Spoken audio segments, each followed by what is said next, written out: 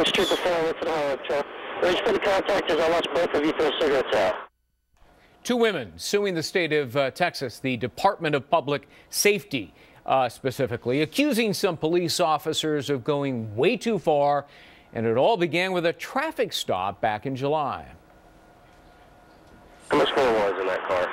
And don't lie to me. I don't smoke marijuana. Okay, how much marijuana is in that car? That's No, my I swear question. to God, I don't smoke marijuana. Well, a female officer was then called to the scene to perform a cavity search on both women. The officers say it was necessary because they saw the suspect throw what may have been marijuana cigarettes out of the car. The women say they were molested, their rights were violated. So was the search unconstitutional, or did police really have probable cause here? Joey Jackson, Vikki Ziegler, both defense attorneys and former prosecutors. All right, good to see you both. Very sensitive subject. A lot depends on the videotape. I'm not sure you can really discern the critical issues from the videotape, but what do you think, Vikki? Well, there's a lot that we don't know, certainly, of course, but when I looked at the video, I saw some invasive procedures. What? It looked and it appeared that this female officer had her fingers in the backside of this woman. She went underneath her pants.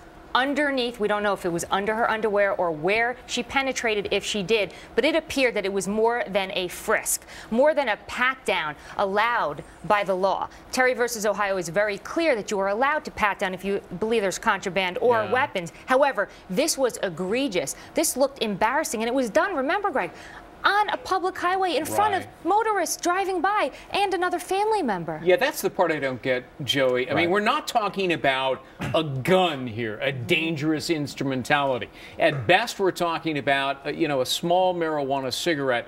Does what happened here justify it?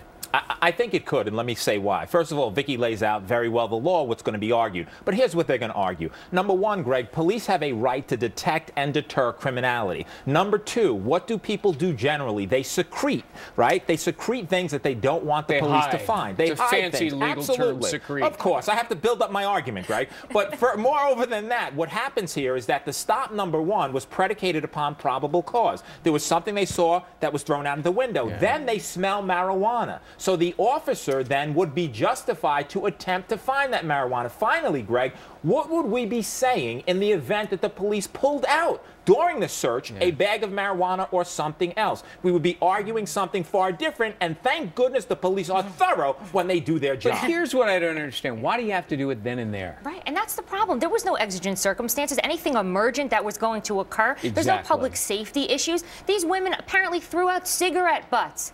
Not marijuana per se. The officer said he smelled marijuana after he started to speak to these people when he pulled them over. He didn't know what they threw out. That is a traffic violation. That's a misdemeanor. So does it fit the crime? And that's pretty much what you're saying. Throwing cigarette butts out the window versus an invasive, cavity search. We're not talking about the TSA. We're not talking about people that are detained that you want to make sure the jails are safe. That's my problem. There's not public safety at risk here. This, this is not a violent crime.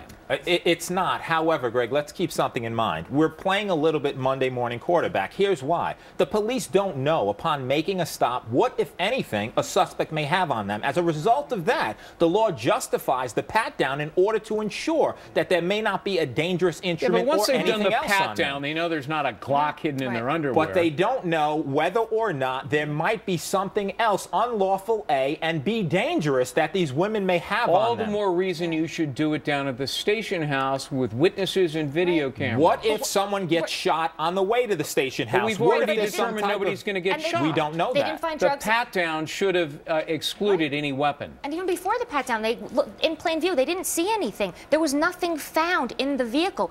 I don't even think it should have gotten to that point, but even though it did, and I think the police had the right to do it, and Joey and I think we agree, what they did during that pat-down is unacceptable, an invasion of privacy to the worst degree. So we're probably going to see a lawsuit rising out of this, right? Oh, absolutely. To be sure, for Greg, money we damages? Will. To be sure, we will. And the female officer is already suspended. That must tell you something. The officers, it's smart that they did that, because pending the outcome, pending the outcome of ultimately what they find here, their right to get her off. But the officer, remember this, called a female officer over so that he can deal with them. That's good judgment.